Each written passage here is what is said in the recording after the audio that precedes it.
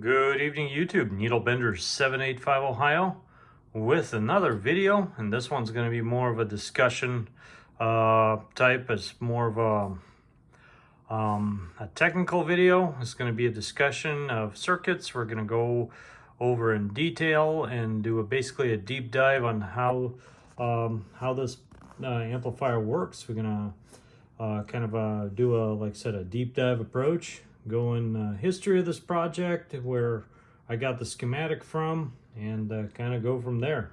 Should be a lot of fun for people that are looking to get into the nitty gritty, the the actual details of how stuff works, and not afraid of looking at a few circuit diagrams there. Anyway, so let's get started with this Tsunami project and how I came across this stuff. Well, the link's on the top there for anybody that wants to follow along. It's originally was designed as a 4cx5000D amplifier, which is, if you look at the spec sheet, electrically identical to the 4cx5000 I decided to go with. And I didn't just copy the project, or I didn't just copy the schematic, as I don't like doing that. I've never really been a fan of that. Even though I might use something or use 50% of something, or a good chunk of a circuit, I usually try to make it my own, just for fun, just to change things around. And I changed quite a few things around in this project, but this is where it all started for me. So kind of just the history of this project. It was some big hitter guys. I think these guys are in Denmark. They're ham radio guys or free band guys. Anyway, they kind of had a bet going, who can hit 20 kW and put it in a smaller, who can make it a smaller enclosure. And I guess one guy wanted to see how small you can go and still get over 15,000 watts. And that was I guess the bet that they had. They had some parameters that the thing had to be a 21 dB amplification and be only driven with 100 watts and get 15 kilowatts out. And they wanted they're just basically ham radio guys that just, you know, run some good power. Anyway, so that's how this whole project started. And there was a few tubes on that they had to work with, and these guys put together a project.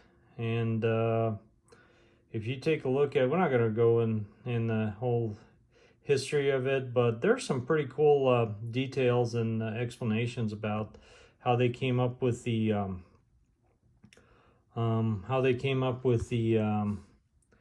the figures there. So the amplifier is basically 65% efficient, and when you're talking on sideband, your RMS to peak ratio is 0.33. So if you're looking at 15,000 watts, your RMS in is going to be, your RMS out is going to be 33% of that. And then if you multiply by, divide by 0.65, you're going to get about 7.6 kV that you need to have the transformer. That just tells you how they came up with the transformer. Here's the original transformer. It was a 3-phase unit. Guy was running in his apartment, and he was trying to make it real small. So obviously I didn't have a space constraint, and my budget didn't have any limits, as far as I was actually trying to see what if I can use more expensive parts, since that was not an issue. So anyway, the way I got started with it is I got tired of triodes, and I've been building a few triode amps. Started with a couple of 3cx3000 builds, and those were very simple to build. 3000 is an awesome tube. However, as I learned the circuit of the 3000 tube, and kind of learning what I learned along the way building this thing, I learned of the few tricks that you can actually make the 3000 cleaner by neutralizing it as well. Tetrodes are not the only thing that you need to neutralize. You can neutralize any tube and it will make it cleaner. And I actually plan to do a video probably sometime down the road on how I clean up a triode with some basic circuitry. But anyway, The way I got started with this project is I came across this. It had some neat ideas, and that's where I got the ideas from. So the main thing is the difference between a triode and a tetrode is obviously you have one extra potential that we're dealing with, and that's the screen. And that's so if you look at the tube from the from the cathode up, you will notice that everything is measured upwards. So you have your cathode, which is, if we zoom into this, this is the socket of the actual, this is where I got my idea from. I copied a lot of this. This is kind of important, and we'll discuss this here. This is the cavity where the tube sits, and mine looks pretty much identical to this. Maybe one less coil over here. But if we take a look at the socket here, you have the cathode, which is the two bottom rings. And this is where your 7.5 volts potential is between these. And this is also your cathode. So when you look at the tube schematic and the data sheet, everything references to the cathode. So, so you have your grid, which is supposed to be below the cathode, then your screen, which sits at about 1,000 volts above the cathode. And then you have your case ground. Well, in order to prevent any kind of instability, and as you can see, the original designer of this project, they grounded the screen. So you can see these little screen connectors over here that ground this ring over here, which is your screen, to the case potential, to the same potential. But also they put this little mesh deal here, which does not touch the actual screen over here. So it is grounded, everything is grounded, but it also actually acts as an RF shield. And the thing is when you're dealing with triodes, your basic triode amplifier, you're talking about 4cx5000, GS35B, GI7B, stuff that I played with and stuff, and kind of got to experience a little bit. They're very forgiving tubes. You can build them in a case full of transformers, filament transformers, and you may not have any oscillations. I mean, yeah, not telling you should build stuff like that, but I've come across repairing boxes and looking at images and other people's equipment. I've seen boxes where the tube sits in a compartment with the filament transformer with no metal barrier. And obviously it's a terrible idea. You should never buy an amplifier if you see one, and you know, walk the other way. Or if you have one, you know, try to upgrade it, modify it. But again, it does work. You could build one and it could work and not have any issues, just because a triode is a very forgiving tube. The amplification factor is very low for a cathode driven amplifier. That's why you have to use drivers. That's why you kind of, the tube starts out at about 20:1 amplification factor. So let's see, that's about 13 dB.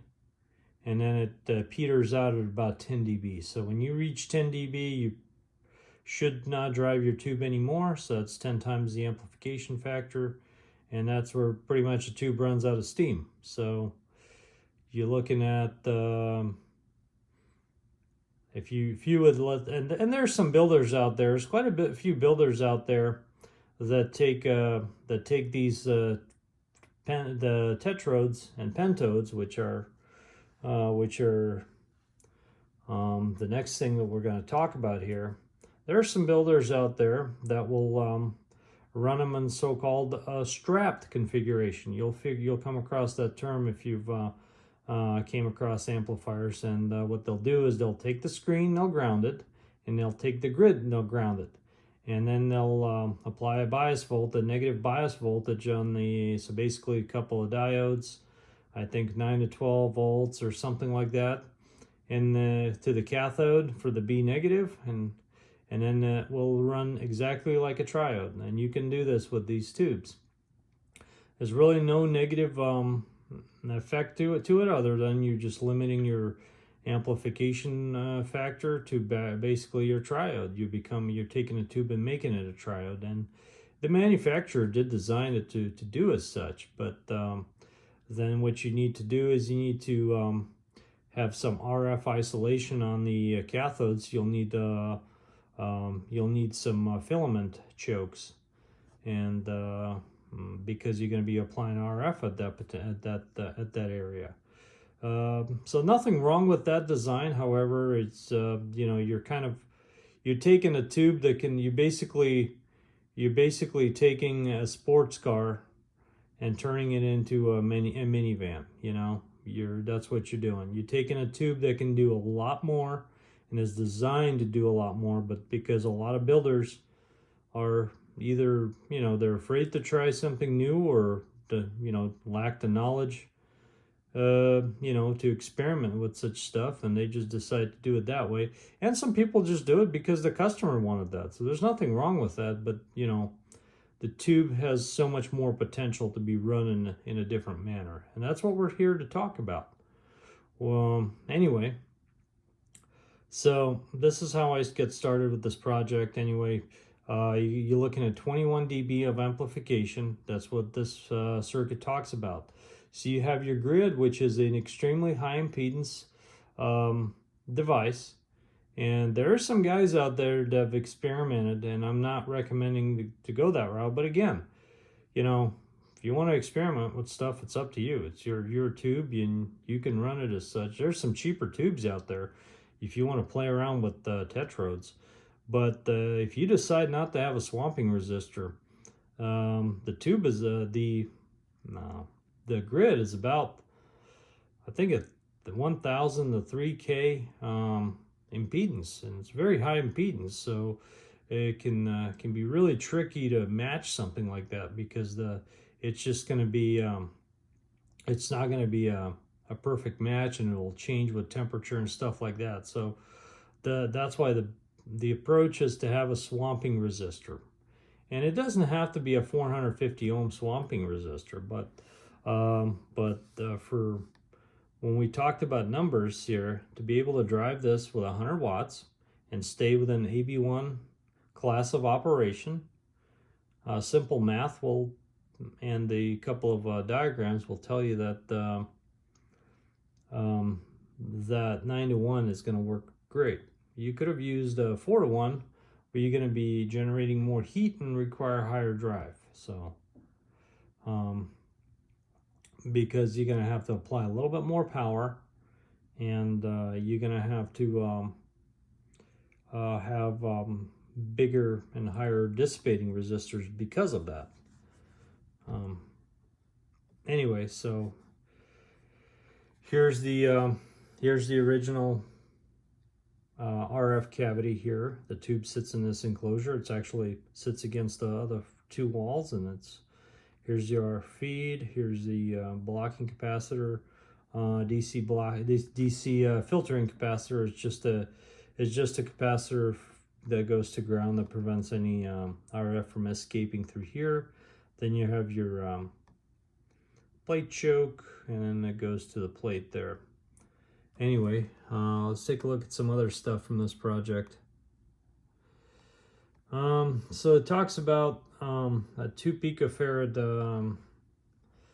capacitor for neutralization. That goes from the anode down below the deck, which is going to attach to some stuff here we're going to talk about. But if you really want to read into the stuff, again, the website was at the top. If you want to follow along, that's no secret here. As if you probably learned, there's no secrets on this channel. If you want to know where I found something or came across, or how to build something yourself, this is where it's at. Anyway, so you have the tube. This is the original guys that came up with this design. They have their band switch here. They have these. So you have your grid of this tube has a pretty hefty capacitance inside that's parasitic. So it's built into the tube, and it's about 113 puff, and that's when you multiply that by 9 with the impedance matching, you're dealing with a pretty good capacitance you got to counteract, and that's why you have these inductors. These are shunt inductors. We're gonna talk about them here in a little bit, but you have to have one for each band of operation. So the way this original thing that was designed, I think it was like a 10 or 11, 12 band amplifier. So you had to have a neutralization circuit for each band and an SWR cancellation circuit for each band. So that's why the original Tsunami Project it's such a unique amplifier. And there was these guys that they just built this thing over a bet that somebody made. It's just incredible. These guys were way ahead of their time. You know, a couple of ham guys are looking around some good, like I said, good power. And you know, I think they were trying to stay under 20K. And the original idea they wanted to be able to run 15,000 watts with 100 watts in. That's all they wanted to do. And you have their balun right here, or the correct terminology would be the unun, 9-to-1 unun, and it talks about how to wind it here in a little bit. So we go back, so we go down this. It talks about the frequency. Obviously, mine's mono banded, and there's a lot less stuff in here. So the original guys here had there is some really good craftsmanship involved, and these guys were, like I said, way ahead of ahead of anybody out there. And they just, I guess somebody made a bet with somebody, that's why they decided to build it. And they literally fit this. This is just slightly bigger than an SB220, this 15K. Just phenomenal. This is what the original Tsunami Project looked like. And this is where these are all digital meters, except they're LEDs. They're strips of LEDs. Here's the band switch. Just phenomenal amount of stuff. And as you take a look at their the specs, this is what they tested. With 5 watts in, you're supposed to get 750 watts out. After I retuned my input on my initial testing, after I've done some more testing, and I threw a 5-watt dead key in there, and after I, like I said, retuned it, I got 710 watts, 720 watts of output, and that was CW. When I started increasing the power, I switched to a 2-tone sideband signal, and at 20 watts, my output was exactly 2950.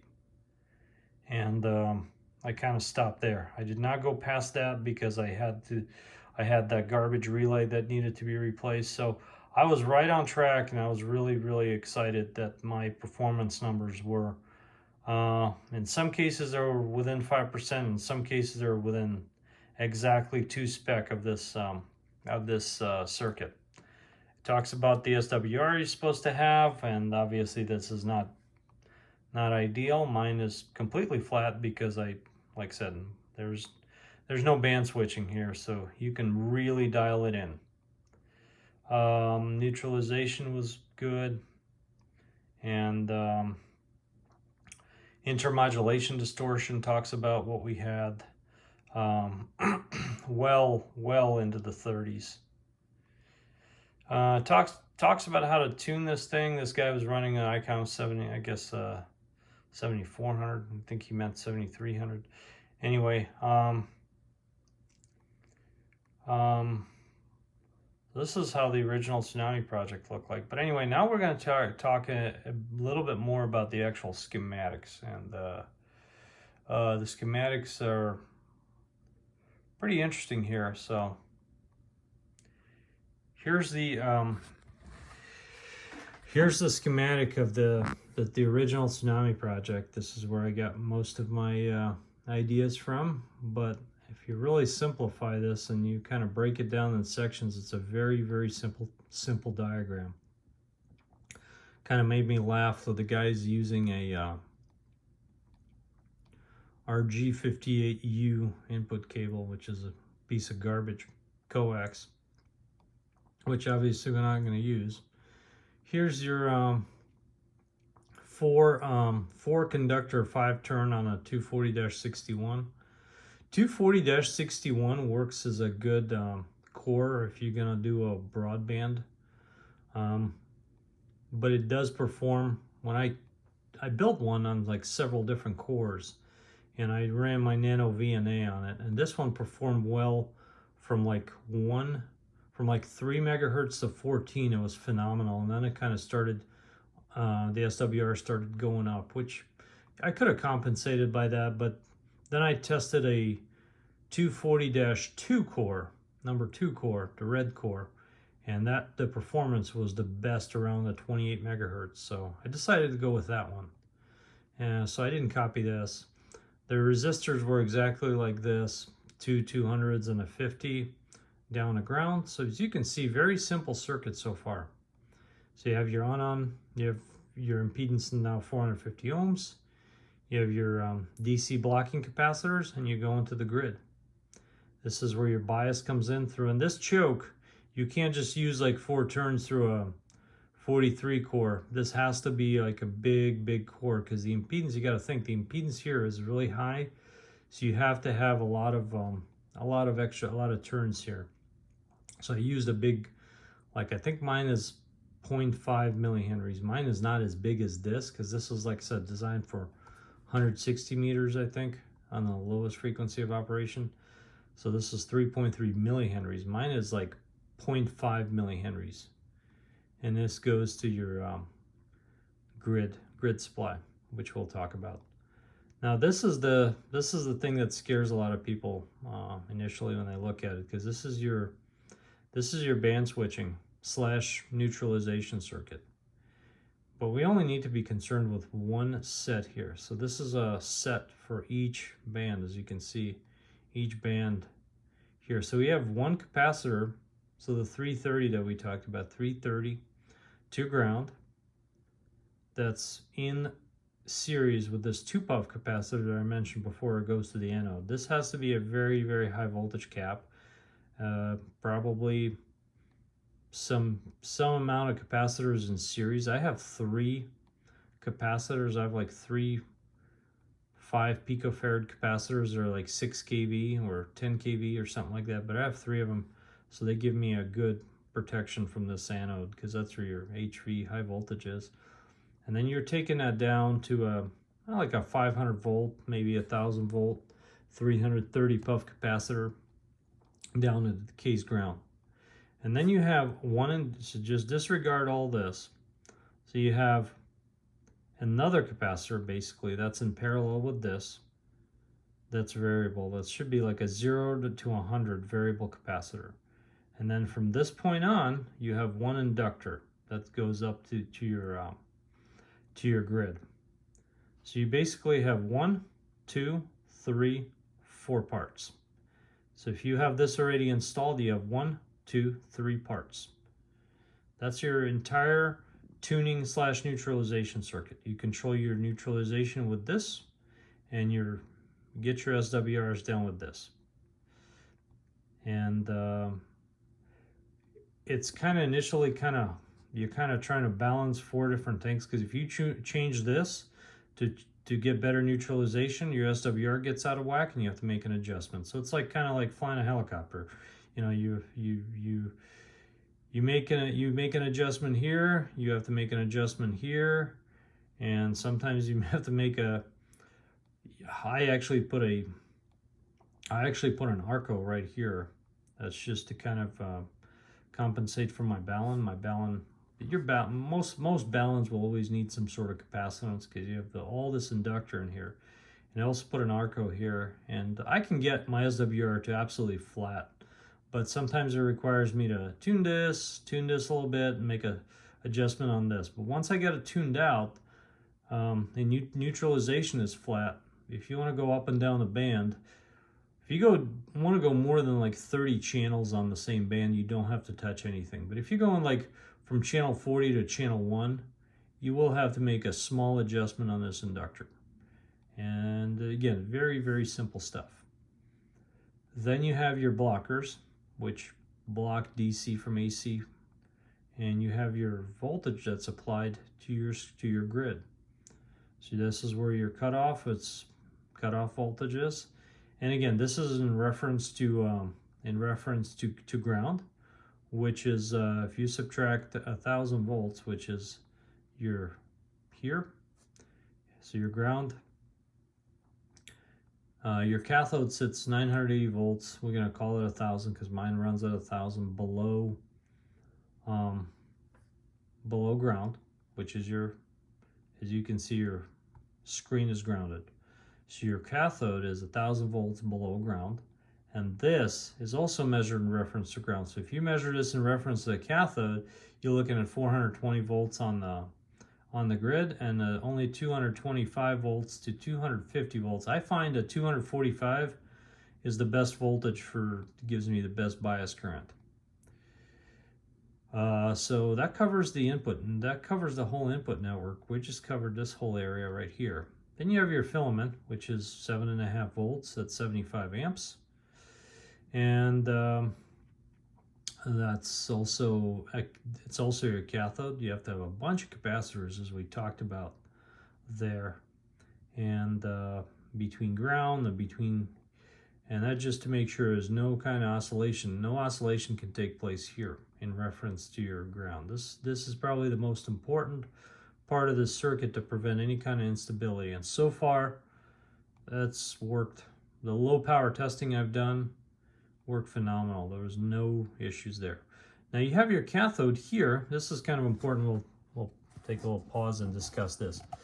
So this is where I don't agree with the circuit, and knowing my previous knowledge with other stuff, this is where I decided to deviate. And if you're going to copy this, you should probably know this. So the cathode is the heater, is the filament, and it receives a lot of different stuff. So your HV minus, which is your B negative, connects to the cathode. Your grid positive connects to the cathode, because remember, grid negative right here is your actual grid.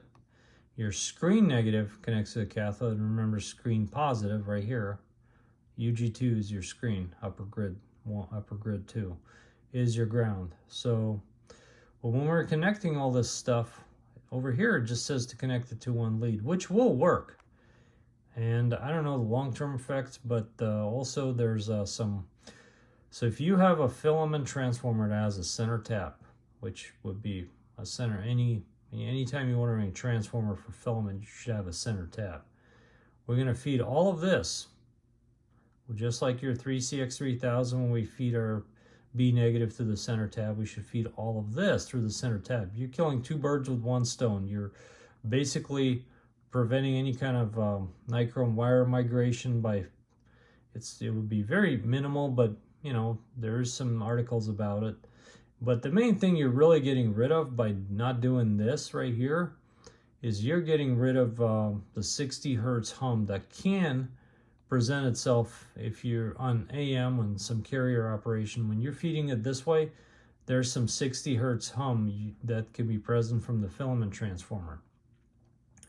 When you're feeding it through the center, you're going through both leads, and you're canceling out the that's a really genius way of, if you feed it through the center tab, for canceling out your 60 hertz hum in your filament circuit and protecting the tube. So a bunch of benefits of not doing it this way. So I disagree with the circuit. I did not do it this way. I fed it through the center tab of the filament transformer. So you apply all these connections to the center filament tab. Also, something to keep in mind when you do order your filament transformer, make sure it has enough isolation to hold 1,000 volts from to be able to float at 1,000 volts. Most installations are capable of that, and they do have the transformer I ordered was rated at 2,500 volts to 3,000 volts isolation from. So the installation was rated for that. So you specifically have to request your manufacturer design your transformer for that. Just something to keep in mind, because since you are going to be floating, this filament will be floating 1,000 volts below case ground. That means the secondary of the filament transformer is going to have that same potential in there, and that's going to happen regardless where you feed this B negative at. So that doesn't matter as far as the transformer goes. Anyway, covered that. Now let's, this is very simple here. So this kind of has a lot of stuff, but this is your high voltage. This is your fuse. You basically have to have I wouldn't worry about this. You have to have one capacitor and your plate choke. This has all extra plate chokes, which you can use if you're running different frequencies. But main thing to be concerned about is you have your plate choke, your glitch resistor, which is 10 ohms, 50 watts, which I would probably not put here. I would probably put that here. And your fuse is in the correct place. You can have a high, as long as you have a high voltage sand-filled fuse, you can have it there. As long as it's a fuse rated for that, otherwise it'll explode. I have a different way of protecting the circuit, which I've talked about in my 3000, which cuts out the high voltage. But anyway, I would probably not put this wire wound resistor here. I probably would put it here somewhere, but that's just my take on it. Then you have your anode and your blocking capacitors. And as we saw in the circuit, they kind of use these little puny blockers, but I would use, make sure I have an RF rated. You can use 2000 puff. I would, since 2000, which is 1 nanofarad, is 1000 picofarads. So they use 2, which is 2000 puff. 15 kV, I would probably go with like 20. But again, they use 2000 puff because they go down to lower frequencies. If you're staying in higher end of the ham band, somewhere between like, let's say 26 and 30 megahertz, 1 nanofarad is plenty. Then there's your pi tuning network. You have your plate, you have your 3-turn coil, and your load. All this, here's your coax, and all this I would disregard. This is all digital meters, unless I just use a bird meter or external meter. So you can totally disregard this. Here's your output relay, here's your pass-through, here's your pass-through, here's your output relay, and your output. That pretty much covers our circuit there. So if we take a look at the here's the screen supply. So your transformer should be rated at 300 milliamps at 990 volts. When it gets rectified, it's going to be about 1410, which mine rests at about 1360, I think. You have 7 Zener diodes of 140 volts. And then you have this I got rid of. I did not want to go. So this is your metering circuit, which uses an isolation optocoupler to measure current through this, across this resistor, which it works. And it does not do it accurately, but it's pretty close. But I decided to use a more modern approach by using a Hall effect sensor, which I just designed myself. And here's the chassis, which is your ground, and your cathode is that center tap that we talked about. Very, very simple circuit. This circuit can source current and it can sink current just as well. So it will prevent this voltage from going any up and down. I've also talked about the protection relay that I implemented, which is not talked about here. And that's to make sure if I lose high voltage, I want to make sure this gets shorted out with a 10 ohm resistor. So there's a vacuum relay, and you can picture how that is. I mean, there's only 3 things. So it's either this, applying voltage, or this, and this is shorted with a 10 ohm resistor. So since we're dealing with high voltage, 1000 volts is high voltage, we're having a vacuum relay there. A DC vacuum relay. Here's our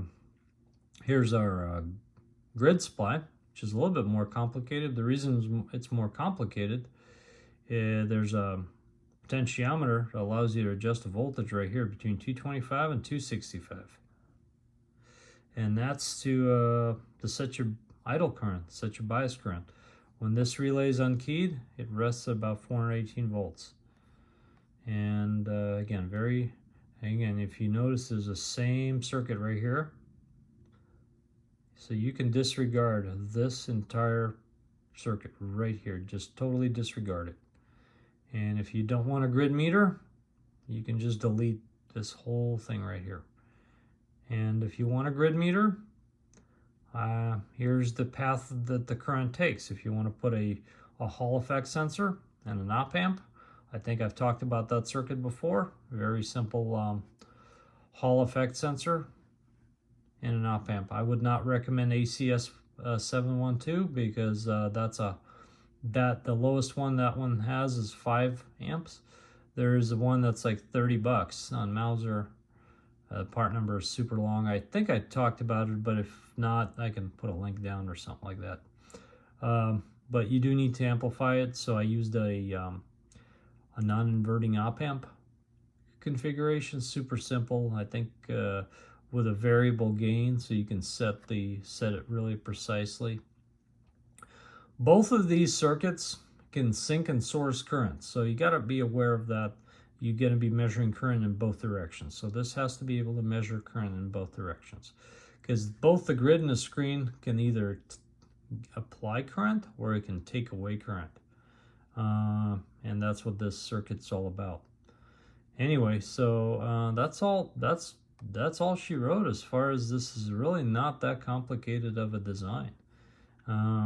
Anyway, this coming weekend we'll be doing a full power finale. It will be featured my last video on the Tsunami Project. We'll kind of close out this series. So stay tuned for that, providing my relay gets here next couple of days. I'm actually out on a business trip, so I'm doing this video from a hotel room, currently in Boston, Massachusetts, here on business. But as far as the series finale, we're going to be doing a full power test. Going to demonstrate different inputs, different waveforms. We're going to have the waveform. We're going to have the IMD test. We're going to have let's see, spectrum, harmonics. We're going to do everything possible, every possible test that there is you can do to this thing. We're going to demonstrate, and we're going to demonstrate it at full power. We'll see how my line voltage holds up. I'm hoping to get at least 13, maybe 14K. I don't think we'll get to 15, but again, I've been surprised by this thing before. So anyway, stay tuned for future videos on other projects. I think my next build is going to be a 3-tube GI7B triode. So it's a very simple but kind of interesting build, because there's not a lot of 3-tube GI7Bs out there. And that one is going to be for sale. I don't have a customer. I'm just building that. I have all the parts. I'm just going to build it and see if anybody wants to buy it. But this one is not for sale right here. The Tsunami Project is not for sale. But GI7B 3-tube, probably going to be doing about 1,800 to 2,000 watts, and it's going to be a little desktop model. Super clean, sideband rated amplifier. Anyway, stay tuned, and thanks for watching. Needlebender 785, Ohio, here from the affiliate office and on the road, 73s.